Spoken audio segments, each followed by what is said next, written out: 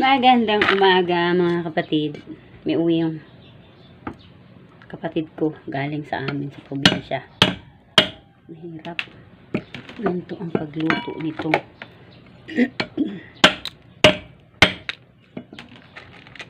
Kumakain ba kayo nito? Bago tayo tapos na tayo maglinis dito sa bahay. Luto naman tayo ng pananghalian. Prepare ko na to. Mamayang hapon ko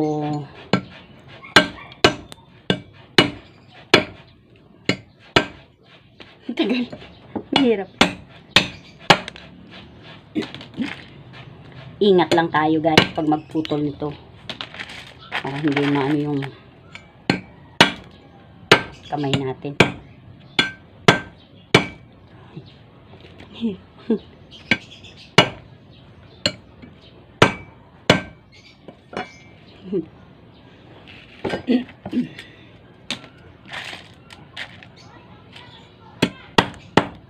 Masarap lagay ito sa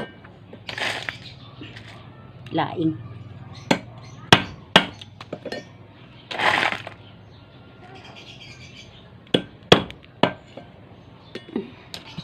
Kumakain ba kayo nito? Ihalo ko dun sa gabi, sa aking gabi.